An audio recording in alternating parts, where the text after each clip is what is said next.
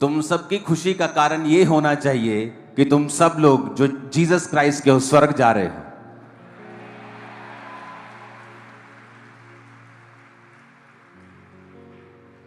और जब तुम्हारा आनंद इस बात पे टिक जाएगा कि तुम स्वर्ग जा रहे हो, तुम अनंत जीवन पा चुके हो, फिर इस दुनिया की कोई भी अटैक, क्योंकि शैतान देखता है अगर तुम पैसे से प्यार करते हो परमेश्वर से भी ज्यादा, तो वो तुम्हारे पैसे के ऊपर अटैक करता है। जब वो देखता है कि तुम अपने परिवार से परमेश्वर से भी ज्यादा प्यार करते हो, वो तुम्हारे परिवार के ऊपर अटैक करता है। लेकिन जब तुम्हारी खुशी का आधार जो होगा वो परमेश्वर होगा और साल्वेशन होगी, स्वर्ग जाना होगा, तुम्हें किसी चंगियाई की इंतजार करने की जरूरत नहीं है। तुम रोज सुबह उठकर आनंद मना सकते हो, नाच सकते हो, झूम सकते हो, क्योंकि तुम स्वर्ग जा रहे हो। हालेलुया।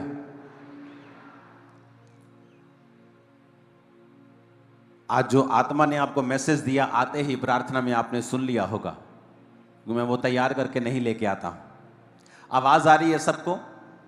पीछे हाथ हिलाओ, लास्ट में। ओके।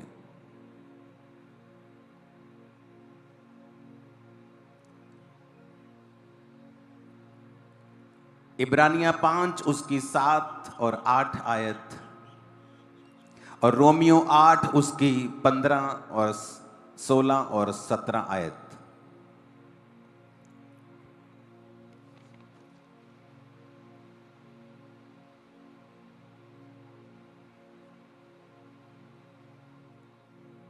इन दोनों आयतों को फिर से मैं बोलूंगा। इब्रानियों 5 उसकी 7 से 8 और रोमियो 8 उसकी 15 से 17 आयत।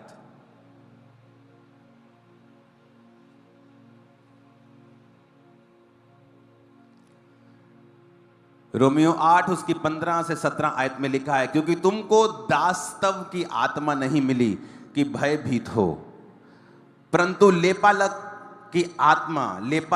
की आत्मा मिली है, जिससे तुम हे अब्बा, हे पिता कहकर उसको पुकारते हो। आत्मा आप ही हमारी आत्मा के साथ गवाही देता है कि हम परमेश्वर की संतान हैं। यदि संतान है तो वारिस भी, वरन परमेश्वर के वारिस और परमेश्वर के संगी वारिस हैं। जब तक हम उसके साथ दुख उठाएं तो उसके साथ हम महिमा भी पाएंगे।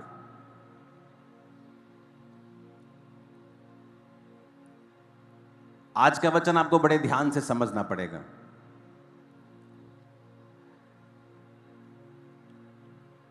इब्रानियों 5 उसकी 7 और 8 आयत में लिखा है, यीशु ने अपनी देह में रहने के दिनों में ऊंचे शब्द से पुकार पुकार कर और आंसू बहा बहा कर उससे जो उसको मृत्यु से बचा सकता था प्रार्थनाएं और विनती की, और भक्ति के कारण उसकी सुनी गई। पुत्र होने पर भी उसने दुख उठा उठा कर आज्ञा माननी सीखी। वचन में लिखा है कि यीशु मसीह जब देह में थे, शरीर में थे, तो ऊंचे शब्द से पुकार पुकार कर उसने प्रार्थना को किया, और आंसू बहा बहा कर जो उसको मृत्यु से बचा सकता था उसने प्रार्थनाएं और विनती की। तो क्या परमेश्वर को ऊंचे शब्द से पुकारना जरूरी है? क्या वो बहरा है? क्या वो सुनता नहीं? क्या अगर मैं धीरे से बोलूंगा तो क्या परमेश्वर को सुनाई नहीं देगा? क्योंकि परमेश्वर ने जब इंसान बनाया उसने इमोशंस आपको दिए हैं। रोना एक इमोशन है, क्राई करना, लाउड एक इमोशन है, धीरे से फुसफुसाकर बात करना एक इमोशन है। तो परमेश्वर ने ये सारे इमोशंस आपको दिए हैं, और इसीलिए कहा जाता है कि आपने बहुत सारी जगहों पर देखा होगा जहां पर जोर से वर्शिप करना अलाउड नहीं होता, कि नहीं परमेश्वर को ऐसा पसंद नहीं है, या स्लो वर्शिप करना पसंद नहीं है। लेकिन ऐसा बिब्लिकल नहीं है। ऐसा सिर्फ कूल बनने के लिए लोग बोलते हैं, ऐसा बिब्लिकल नहीं है। पवित्र आत्मा जब आपको दिया जाता है, कई बार एक ही चर्च में जब वर्शिप चल रही हो सकता है किसी को कोई हंस के वर्शिप कर रहा हो, और दूसरा रो के वर्शिप कर रहा हो, तीसरा आराम से वर्शिप कर रहा हो, चौथा पूरा आत्मा में वर्शिप कर रहा हो। ये अलग अलग हो सकता है, और चारों पवित्र आत्मा के द्वारा हो सकते हैं। इसलिए एक चीज को यह बोलना कि पवित्र आत्मा जोर से नहीं चाहता या वो स्लो चाहता है, ऐसा बिब्लिकल नहीं। बाइबल कहती है प्रभु यीशु मसीह ने कभी कभी मेंढक की तरह जैसे टर टर आवाज आती है। बाइबल में ये भी शब्द लिखे गए हैं, अगर आप यूनानी भाषा की बाइबल पढ़ें, कि जीसस क्राइस्ट ने जब प्रार्थना की तो इस तरह से प्रार्थना की जिस तरह गहरे शब्दों में आदमी स्लो स्लो बोलता है लेकिन दूसरों को सुनता है। कई बार यह भी कहा गया कि जीसस क्राइस्ट ने जब प्रार्थना की तो क्राई आउट, लाउड आवाज में परमेश्वर से प्रार्थना की, और बाइबल कहती है परमेश्वर ने उसकी सुनी। इसलिए जब पवित्र आत्मा से एक विश्वासी भरता है, जब आप जीसस क्राइस्ट को अपना उद्धारकर्ता ग्रहण करते हैं और यीशु मसीह को अपना मुक्तिदाता मानते हैं, आप बपतिस्मा लेते हैं, उद्धार पाते हैं, पवित्र आत्मा को पाते हैं, तो वचन कहता है वो पवित्र आत्मा तुम्हें सिखाता है तुम्हें प्रार्थना किस रीति से करनी है। बाइबल कहती है कि वो अब्बा हे पिता कहकर तुम्हारे अंदर से आहें भर भर के प्रार्थना करता है जो बयान से बाहर है। इसलिए एक व्यक्ति जब प्रार्थना करे, जब सेवा करे, जब वर्शिप करे, तो वो पवित्र आत्मा की अगुवाई को मांगे, पवित्र आत्मा को इनवाइट करके, पवित्र आत्मा मैं प्रार्थना करने लगा हूं, मैं वर्शिप करने लगा हूं, मैं वचन पढ़ने लगा हूं, आप मुझे सिखाएं और समझाएं और मुझ पर अपना अधिकार करें। जो वचन आप पढ़ते भी हैं, वचन कहता है कि मैं अपना आत्मा तुम्हारे लिए उंडेल दूंगी और तुमको अपने वचन सिखाऊंगी। परमेश्वर का आत्मा कहता है कि मैं अपना आत्मा जब तुम्हारे ऊपर उंडेल दूंगा तो तुम्हें वचन वो सिखाएगा। यानी तुम्हें वचन जब तुम पढ़ते हो तुम्हें समझ नहीं आता, लेकिन जब पवित्र आत्मा से तुम भर जाओगे तो वचन तुम्हें वहीं ले जाएगा जो जीसस जिन गलियों में, जिन सड़कों में लोगों को चंगा कर रहे थे, तुम भी अपने आप को आत्मा में देखो कि मैं वहीं खड़ा हूं जहां यीशु मसीह लोगों को चंगा कर रहे हैं और आजाद कर रहे हैं। पवित्र आत्मा क्यों जरूरी है? वचन कहता है वो तुम्हें सिखाता है। कई बार आप प्रार्थना करते हैं, आपके मुंह से शब्द ऊंचे नहीं निकलते, लेकिन आंसुओं के साथ आप प्रार्थना करते हैं। तो आप एक रूल नहीं बना सकते कि आप जोर से नहीं डांट सकते, आप स्लो डांट सकते हैं, आप जोर से डांटे, आप स्लो नहीं कर सकते। पवित्र आत्मा, वचन कहता है, जो परिपक्व लोग हैं वो ये जानते हैं कि ये पवित्र आत्मा उस समय बताता है हमें क्या करना है, ना कि ये कोई रूल रेगुलेशन है। क्योंकि परमेश्वर कोई ऊंचा नहीं सुनता कि ऊंची आवाज में हम प्रार्थना करेंगे तो वो सुनेगा, लेकिन वचन कहता है प्रभु यीशु मसीह ने भी देह में रहने के दिनों में ऊंचे शब्द से पुकार पुकार कर, क्राई आउट लाउड, कि उसने परमेश्वर से प्रार्थना की और आंसू बहा बहा कर उसने विनती की, और परमेश्वर ने उसकी प्रार्थनाओं को सुना और विनती को सुना। तो इसका मतलब यह है कि एक विश्वासी पवित्र आत्मा के द्वारा चलाया जाना चाहिए, एक पास्टर पवित्र आत्मा के द्वारा चलाया जाना चाहिए। नहीं तो वो अपनी चर्च में ऐसे रूल रेगुलेशन बना देगा कि पवित्र आत्मा जब काम करना चाहेगा तो पूरी तरह से कर नहीं पाता।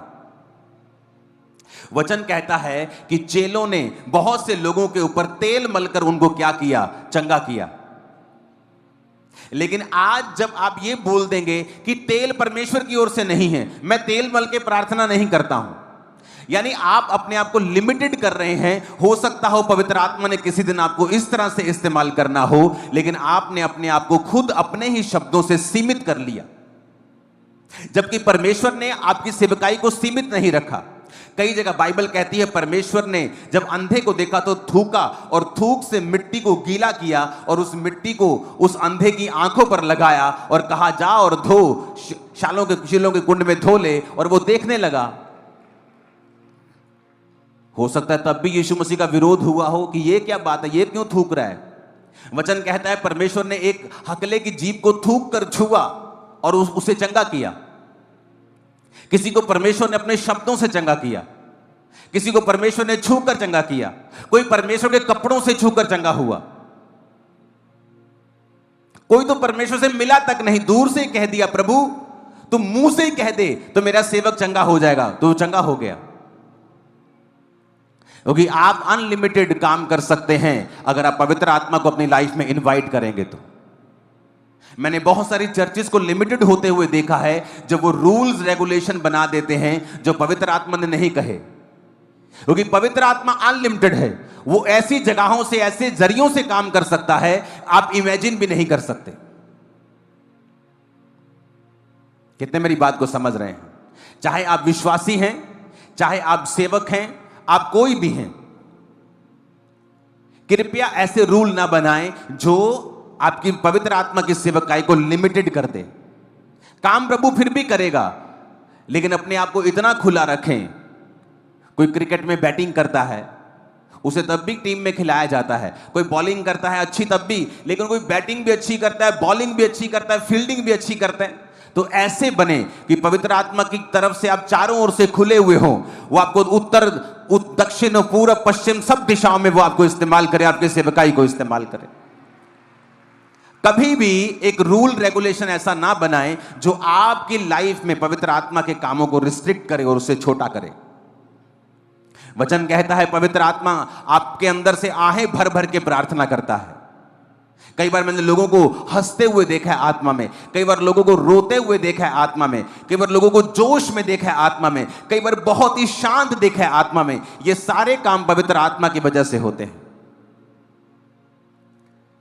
आप जानते हैं आपकी लाइफ की जो बढ़ोतरी है किस चीज पर निर्भर करती है कि किस दिन आपको रेमा वचन मिलता है, किस दिन आपको एक ऐसा वचन मिलता है जो जिस पर आप अपनी लाइफ को खड़ा कर लेंगे, कहेंगे ये वचन परमेश्वर ने मुझे दिया है, आज प्रभु ने मुझसे बात की है, अब मैं पीछे नहीं रहूंगा। जिस तरह मेरी लाइफ में हुआ, मैं 100 बार बता चुका हूं कि मेहनत नहीं करता था, लेकिन प्रभु से हीलिंग चाहता था। 1 घंटे की शायद 45 मिनट की प्रार्थना थी, या 15 मिनट से लेकर 45 मिनट की मैं प्रार्थना करता था। और प्रभु ने कहा कुरंथिया के वचन के अनुसार, 1 कुरंथिया 15 उसके 58 कि हे मेरे प्रिय भाइयों, हियाव बांधो, दृढ़ रहो, प्रभु के काम में सर्वदा बढ़ते जाओ, क्योंकि तुम जानते हो प्रभु में किया गया परिश्रम कभी भी व्यर्थ नहीं है। आमीन। यह वचन था जो मेरे सामने आया, और जब उस वचन को मैंने पढ़ा तो मुझे लगा कि ये प्रभु ने मुझसे बात की है। पवित्र आत्मा ने उस वचन को जीवित कर दिया। उस वचन पर मैंने अपनी जिंदगी खड़ी कर ली। फास्टिंग की, 1 बार 40, 2 बार 40, 3 बार 40, मेहनत करता गया। और क्योंकि मेरे दिल में आ चुका था कि परमेश्वर ने कहा है कि मुझ में की गई मेहनत कभी भी व्यर्थ नहीं होगी। हालेलुया। इसकी हवा सीधा मेरे फेस पे करो, ऊंची आवाज में हालेलुया बोलो जरा। कितने इन बातों को समझ रहे हैं? एक व्यक्ति परमेश्वर को जानता था, बस प्रभु को जानता था और एक आम विश्वासी था। और उन समयों की मैं बात कर रहा हूं जो समय आज तक का दुनिया का सबसे डिप्रेशन से भरा हुआ समय था। वर्ल्ड वॉर 1, वर्ल्ड वॉर 2,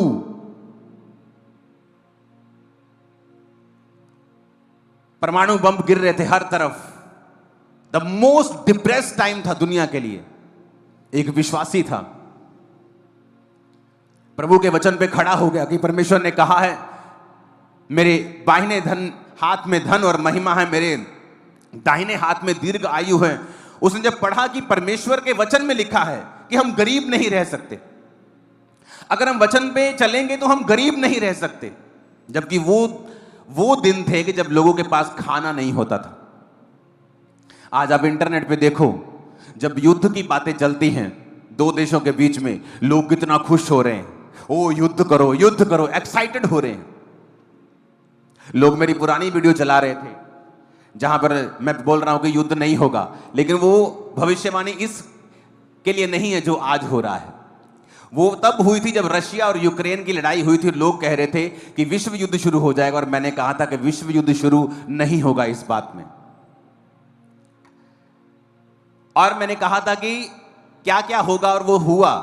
लेकिन अब जो होगा मैं आपको बता रहा हूं, ये डेंजरस चीज है जो अब निकल रहे हैं लोग। आप देखो, लोग खुश हो रहे हैं, मीम्स बना रहे हैं, ये देश के लोग, वो देश के लोग, सब देशों का यूथ एक दूसरे से लड़ रहा है, लेकिन उन्हें नहीं पता आने वाला समय कितना भयंकर आ रहा है।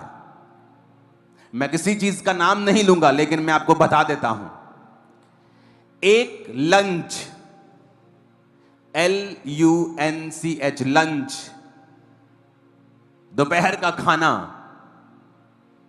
पूरे दिन की जो कमाई होगी, लोग सिर्फ दोपहर का या रात का एक समय का खाना खरीद पाएंगे उससे। ये समय आ रहा है, आप देख लेना। और ये टीवी पे आएगा, आपकी आंखों के सामने होगा, क्योंकि जब ये लड़ाई होगी, जब युद्ध होगा, तो सबसे ज्यादा मीडियम क्लास लोगों का नुकसान होगा और गरीब लोगों का नुकसान होगा। जो सबसे ज्यादा एक्साइटेड है राइट नाउ कि युद्ध हो जाए। क्या यह कंप्लीट युद्ध होगा? क्या यह बड़ा युद्ध होगा? पर मैं आपको बता रहा हूं, जो भी होगा ना, वो इतना डेंजरस होगा कि लोगों की कमाई, जो लोगों का खाना है, वो मुश्किल हो जाएगा लोगों को।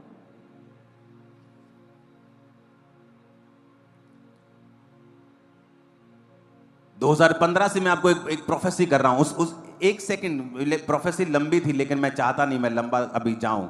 वो एक 30 सेकंड की वीडियो को मैं सिर्फ आपको दिखाऊंगा, बाकी आप इंटरनेट से देख लेना। उस 30 सेकंड की वीडियो को हम देखेंगे। मैंने लोगों को बताया आने वाले टाइम में, आने वाले सालों में जिसके पास चांदी होगी उसकी चांदी होगी, जिसके पास सोना और चांदी होगी वो सबसे अमीर होगा। और आप ये मैसेज आज से 10 साल बाद निकाल निकाल के इंटरनेट से फिर सुनेंगे और आप हैरान होंगे कि एक एक वर्ड पूरा हुआ। सिंगल वर्ड आप देखोगे परमेश्वर ने किस तरह जाहिर किया। पहले जुलाई 2017 को गोल्ड का रेट 27,900 प्रति 10 ग्राम था। और आज गोल्ड का रेट कितना है? 1 लाख रुपए के करीब हो चुका है। 2017 देखते देखते 25 आ गए हैं हम, और तब लोग कहते थे बड़ा महंगा है, सोना बहुत महंगा है, 27,000 रुपए तोला कौन लेगा। आज 1 लाख रुपए के करीब है। और परमेश्वर ने कहा था जिसके पास सोना होगा वो अमीर होगा, चांदी होगी वो अमीर होगा।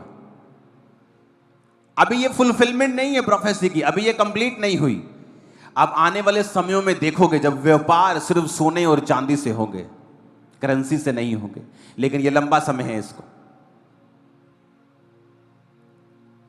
और ये चीजें, ये जो बढ़ोतरी है, इस बात का सबूत है कि आपको एक एक चीज बताई जा रही है कि फ्यूचर में किस चीज की वैल्यू होगी। वो जमीनों की वैल्यू होगी, खेती की जमीन की वैल्यू होगी, सोने की वैल्यू होगी, चांदी की वैल्यू होगी, जानवरों की वैल्यू होगी। अगर आपके बैंक में 27,000 पड़े थे 2017 को, तो वो अगर आप उसकी कैलकुलेशन करेंगे तो 30,000 के करीब भी आपको मिलेंगे नहीं 8 साल बाद भी, अगर आप ब्याज लगाएंगे तो। लेकिन अगर आप वो सोना लिया होता उस बात को आपने समझ के, तो वो 1 लाख हो चुका होता। अब जो होने वाला है मैं आपको बता रहा हूं, युद्ध छोटा हो, स्ट्रेटेजिक चीजों के साथ हो, एक खास जगह के ऊपर करे कोई, लेकिन मैं आपको इसका रिजल्ट बता देता हूं। एक लंच पूरे दिन की कमाई के साथ सिर्फ एक लंच आया करेगा। और मैं ये भी बता दूं कि इस देश में ये हालत नहीं होगी इतनी बुरी। इसलिए नहीं कि मैं इस देश का वासी हूं, नहीं, मैं आपको बता रहा हूं मैं ऐसा नहीं हूं। मैं सबसे प्यार करता हूं, लेकिन मैं आपको बता रहा हूं कि फ्यूचर में डेंजरस चीजें शैतान लेकर बैठा है। और कृपया प्रार्थना करें कि परमेश्वर शांति बनाए रखे। उससे हो सकता है जो चीज बड़ी होनी है वो छोटे पे टूट जाए और खत्म हो जाए। क्योंकि मैंने लंच को देखा है और फुल डे की वेज को देखा है।